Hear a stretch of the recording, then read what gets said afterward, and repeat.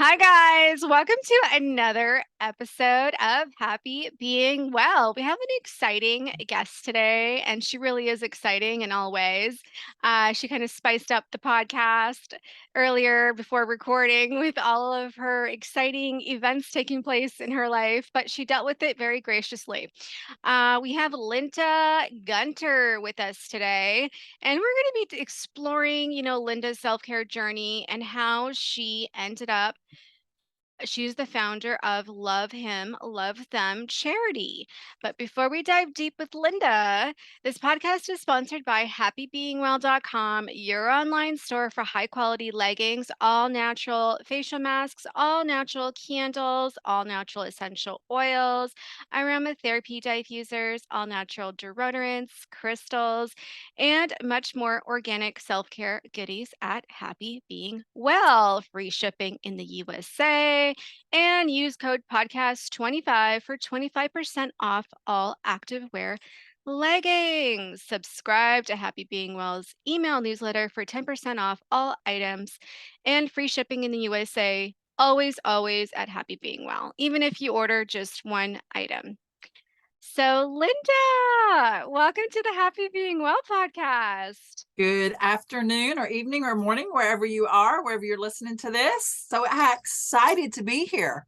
And after all those, I feel like I should leave now and go take an essential oil bath.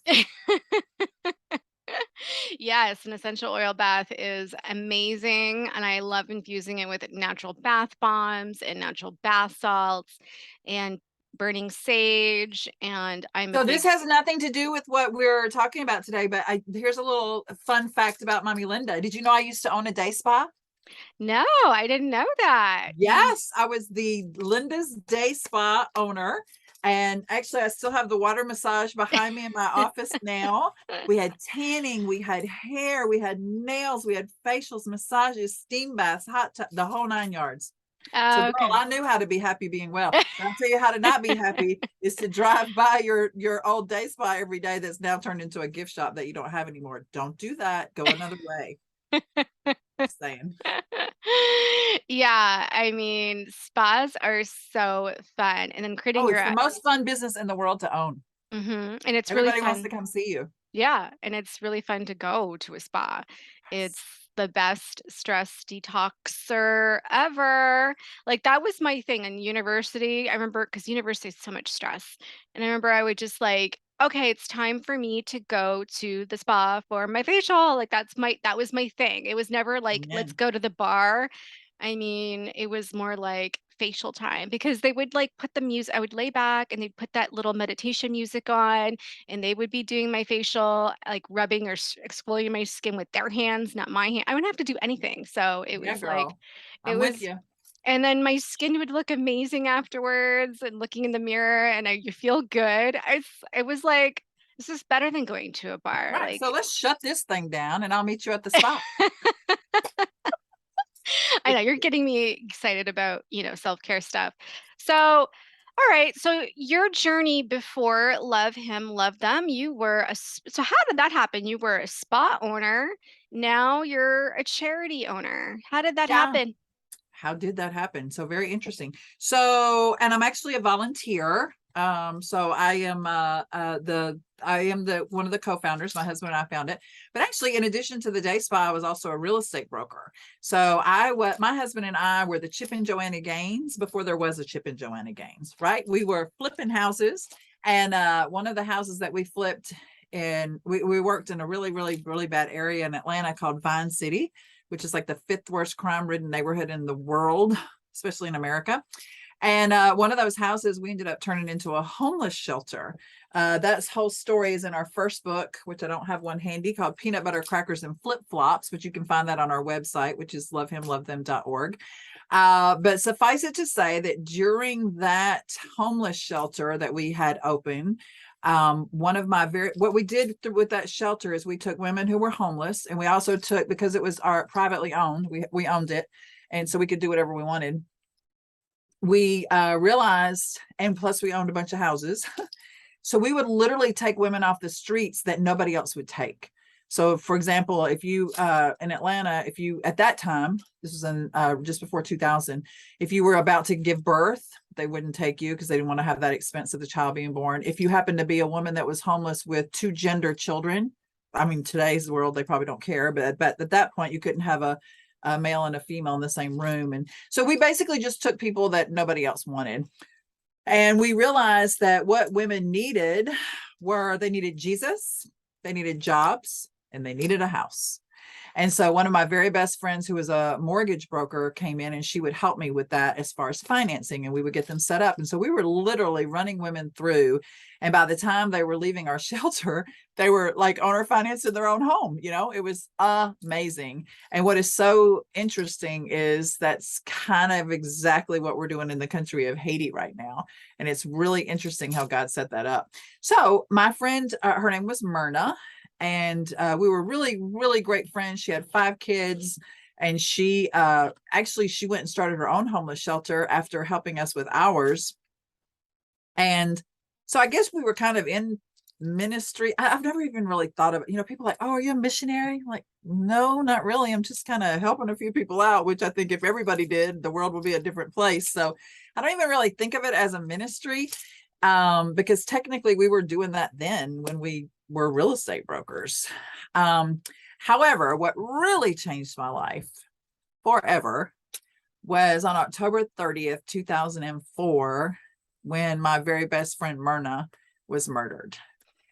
And so her husband took an AK-47 and killed her, and then turned around and picked up a knife and killed her mom.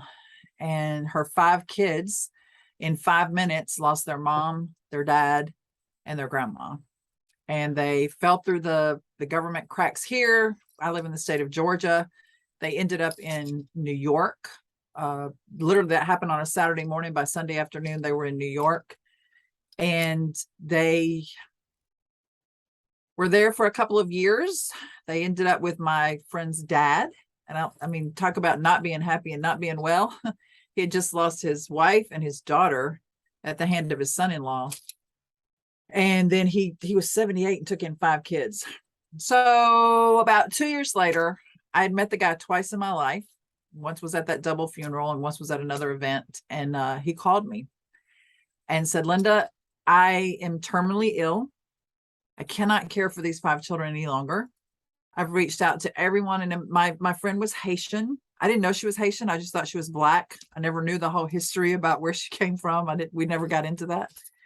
But he said, I've called all family members in Haiti. I've called everybody in France. I've called everybody in America, and nobody can care for these 5 kids.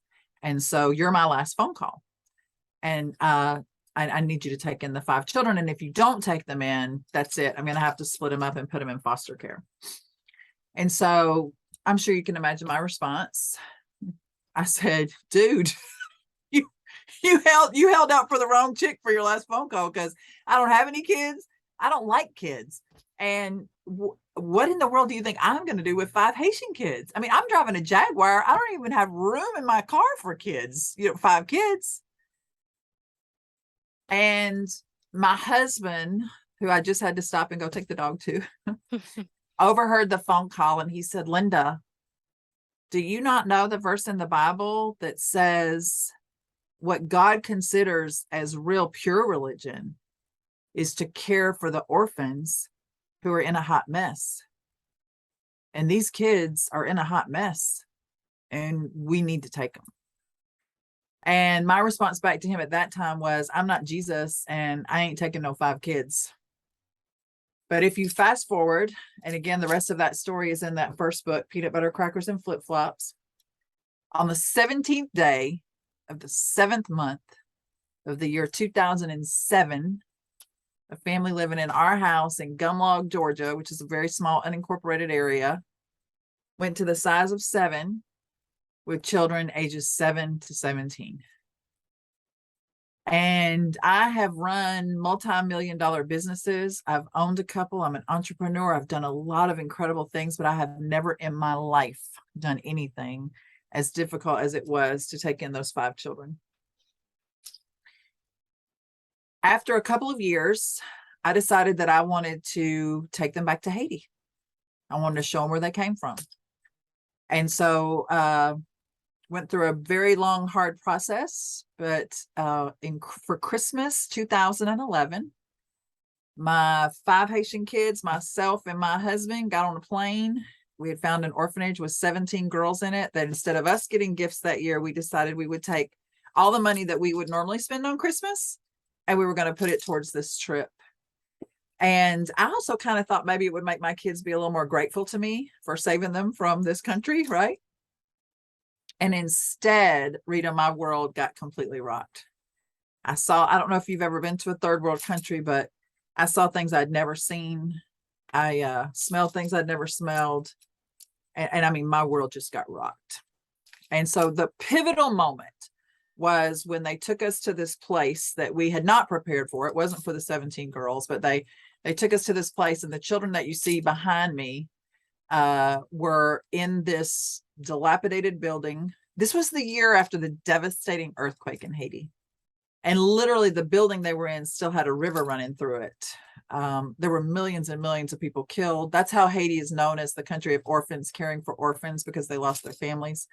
And these 30 children who had lost their families in the earthquake were living in this place with this guy who was a music teacher. He was basically the music teacher in the neighborhood. So when these kids lost their families, they felt comfortable going to him. They knew he taught music, and so they all just ended up there, and he and his wife just kept saying, okay, you can stay. Okay, you can stay. You can stay. And that was my very first experience with miracles. Now I have a television show called Miracles with Mommy Linda.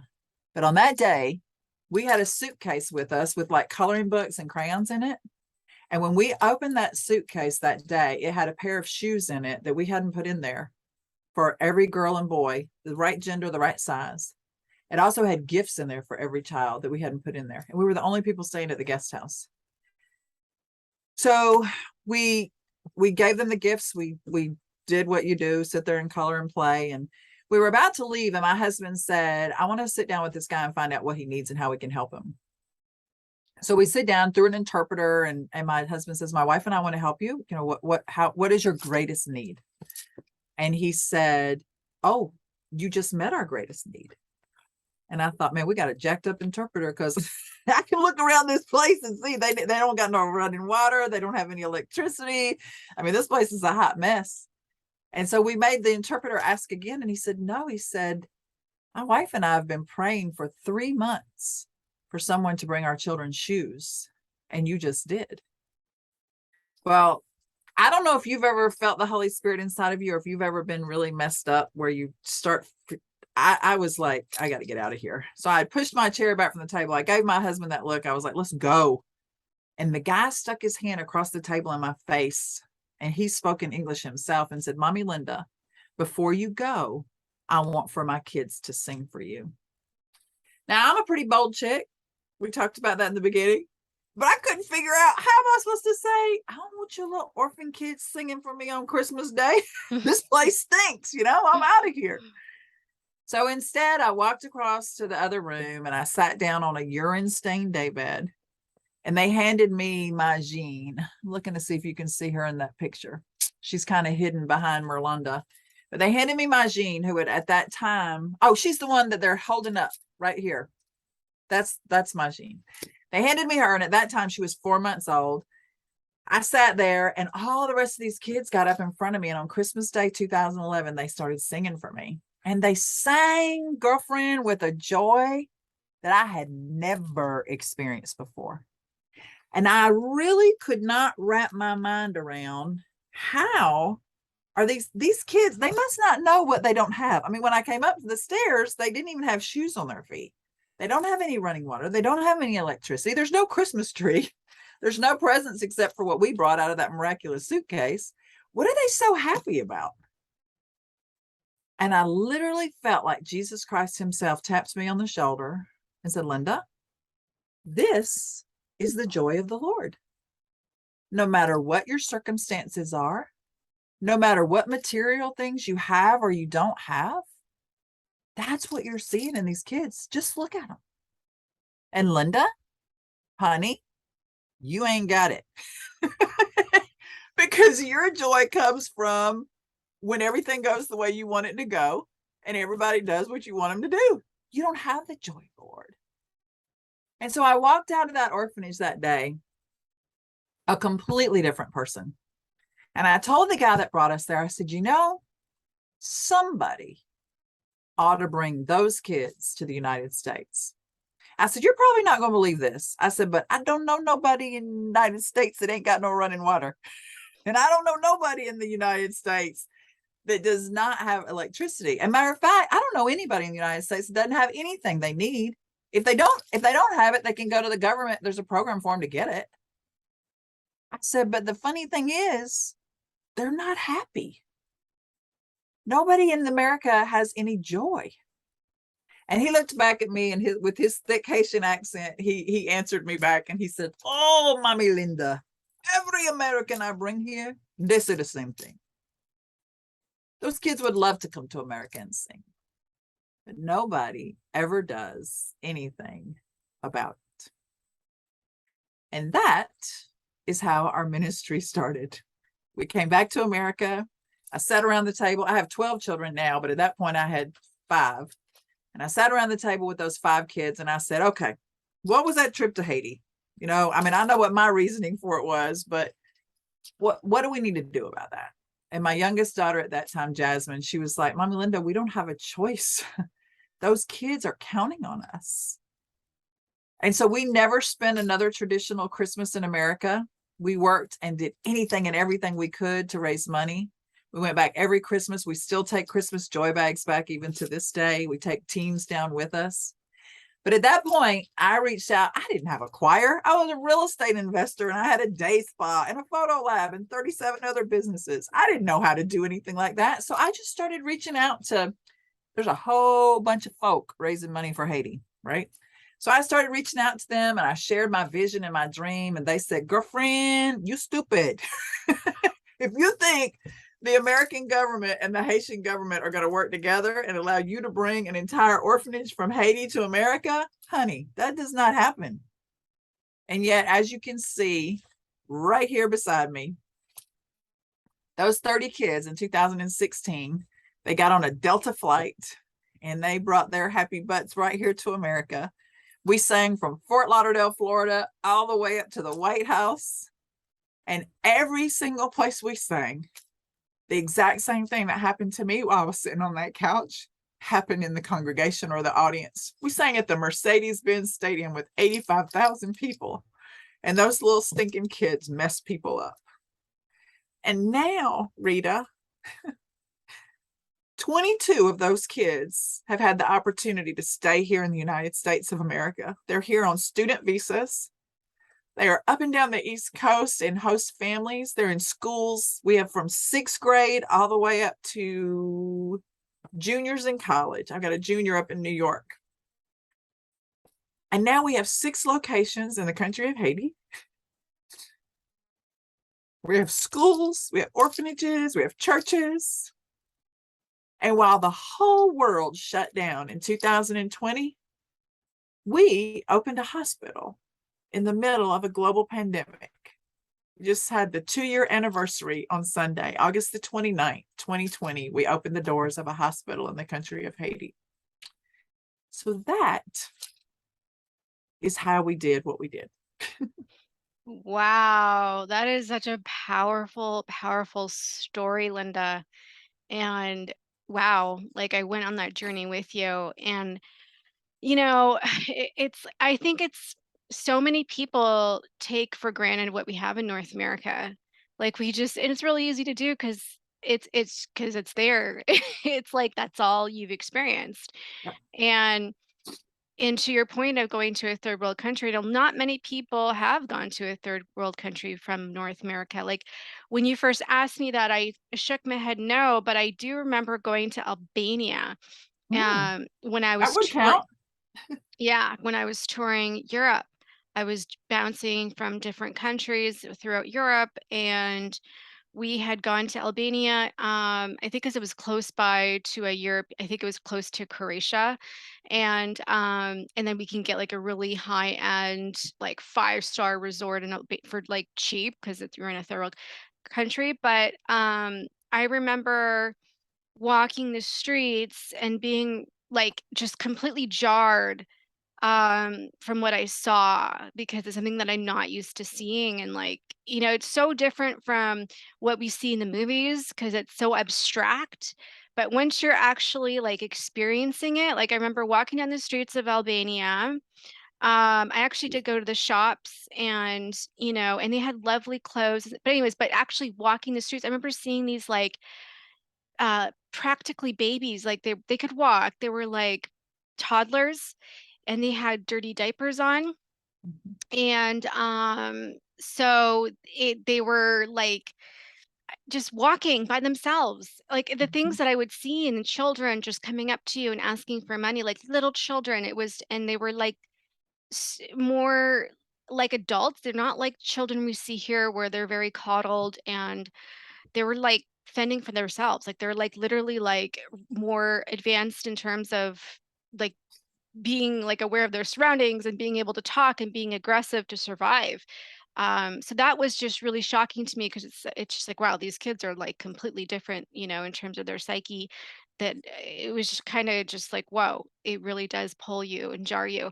So that is so super super a powerful story. And yeah, it does take actually experiencing it personally to really get you to see the powerful benefits of helping and bringing so much joy and love to your soul and spirit that would activate you to do all this. Um, and and having others join the bandwagon to help support you. So where can people go to help further this cause? It's such a wonderful cause. Where can they go to whether they can volunteer or donate or whatever way that they can help? Sure. So we're all over social media. So probably Facebook is where we are sharing the majority of things, but we are on TikTok, we're on Instagram, we're on whatever all the other ones are. And it's just as love him, love them, because that we when we had our shelter in Atlanta, my father had just passed away. And so we named it after my dad, George's place. Well, then we moved up. That was when we were in Atlanta. We're in Northeast Georgia now. And when we moved up here, and these 5 children came into our lives, and we decided this was going to be a ministry. Well, George's Place, there ended up opening a strip club named George's Place. So we were like, we might need to change the name. So my husband actually wrote a entire Bible study, and basically that's where the name "Love Him, Love Them" came from. And so he says that if you don't know anything about the Bible, that really and truly the Bible in one sentence is, if we just love Him, then we can love them, and that He will continue to place thems in our lives that irritate the snot out of us, that if we can't love Him, we can't love them. So you can go on our website. I want to show you this if I'm able. Let me see if I can Yeah. get it right in front of me. So we also have, one of our big parts is we have a Beauty for Ashes jewelry line. And so the jewelry that I'm showing you, pardon me, Yeah, it's right now is beautiful. made, and it's made out of trash.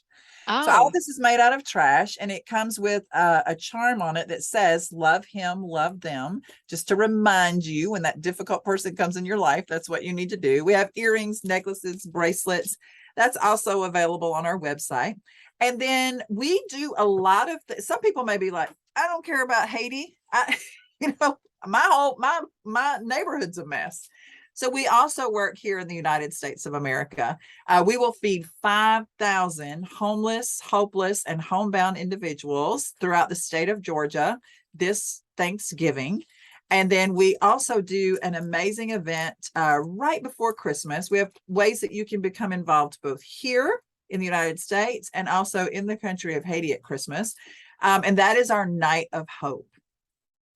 Our Night of Hope is based on our lives, our family. Everything that Love Him, Love Them does is because of what we've gone through. But we raised 5 children who had a parent incarcerated, right? He still is incarcerated. And so that's that big event. And we do that for children who have a parent incarcerated. And we have all of the guardian families come. We start in the jail. We go to the jail, find out what the inmate wants the child to receive, reach out to the guardian family. Then we come, we do a big evangelism event. They get dinner, they get all their Christmas gifts. And then at the end of the night, we stand up and we say, what do you need to make this child's life a success? What do you need? Because whatever it is, we're willing to provide it for you. Is it a car Do you need your GED? Do you need another job? Do you need another house? One of the ladies last year, her husband had been taken off to jail in the middle of him refurbishing their kitchen. And so she was literally living in a house with the floor out of her kitchen. So it just, you just, one of them, the girl's car had broken down. Her husband had been taken to jail.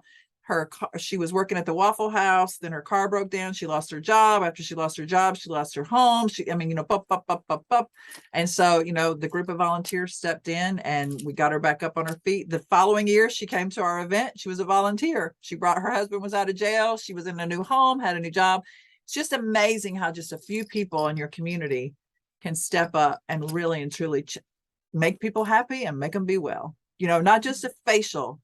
It's not just a facial or a massage that makes someone well, because the majority of us that are injured, we're injured in our souls. There's something that's been shot into our souls that has taken us down. I just left lunch with a friend celebrating her birthday, and the owner of the restaurant came up to me and I said, "Hey, how are you?" He said, "I am very depressed and I need some help." And, even people who profess to be Christians, usually when you ask them, "How are you?" they tell you what's wrong, all the problems they have. Because the truth of the matter is, we do have an enemy. We are in a battle. And if you don't know who your true enemy is, you can't fight against them. And that's the real true key to happiness is joy. And it's exactly what happened to me when I was on that urine-stained daybed. It's realizing how you can be happy and you can live above your circumstances, because joy, if you have joy, you can have it all the time, no matter what happens. If you're just living to be happy. I mean, I'm looking forward to being happy this weekend, because I don't know when this is going to air, but this is a holiday weekend and we finna have some fun. But I can't live my life based on that and continue to be joyful. Mm-hmm. So I would recommend anybody that wants to volunteer with us, donate to us, go to Haiti with us, come spend Christmas with us, goes to the website, and there's a plethora of information there. Mm-hmm. Go ahead. I was going to say, I totally agree. Like, whenever I've done volunteering in the past or just doing something good in general, it just feels so good. And it just gives you more life, and it gives you more like energy to, like, yes, there is love in the world. This, we people do really love each other, and there is good in the world, and this feels really good. It makes you more healthier too, because it brings real strong, genuine, real joy, love, and peace. And you're able to cultivate more inner peace within yourself. And that is the fruit of the Spirit. So here's the bottom line. Our Creator created us to serve others. Mm-hmm. And it actually tells us in the word that we are to deny ourselves. Most people don't deny themselves. Most people are out for number one. We're taught in all of our master classes, we need to look out for ourselves. And then the true acronym for joy is Jesus first, others second, and yourself last. And the word tells us that. So if we would just go to the person that made us to find out how we can operate in our best potential and do it and put others ahead of ourselves, that's why it feels so good. Mm-hmm. That's the reason. I agree. Yeah. And I think it's Jim Rohn that says, help others, you help yourself. And I've always experienced that in my life. Like, even university, I remember, like, I've just been like, you're so much throwing at you. And I remember when I would teach the material to other students in the class, it made me so much better at processing the information, knowing the information, and my marks would go up. But I'm helping others understand it. Meanwhile, I'm helping myself understand it on a much higher level, because now I'm actually having to articulate it to them. So it activates me to, understand it on a much higher level for me to do that. So just a quick example of that. I mean, with anything, it really does. It activates you to higher levels. But it's coming to that time, Linda.